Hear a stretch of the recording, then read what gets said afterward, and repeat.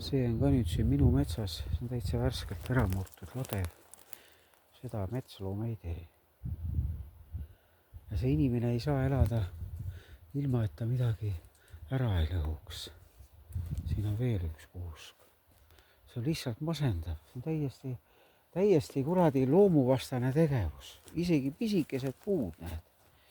Need on kõik ära murtud siin. Vähe sellest, et ta laseb loomad siia, ta murrab puudel latvu. Näed.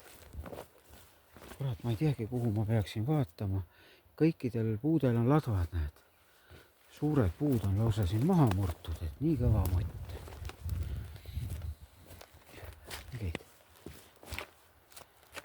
Kõva mott. Ei tea, kuidas tal see taevasse pääsemise lugu on, aga võrgu on talle kindlasti kinnitatud. Ja sellele mehele täpselt samamoodi. Siin kurat, kui ta ei käi murdmas, siis ta käib nuga käes ja üritab kõike ära lõhkuda, mis vähegi saab. See inimene valetab, et armastab loodust.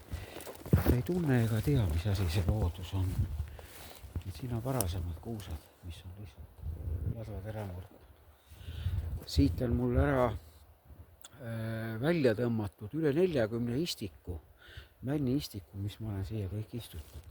See lihtsalt šokeerib, et kuidas üks kurat võib nii rahulikult elada ilma, et ta mingit süütunnet tunneks.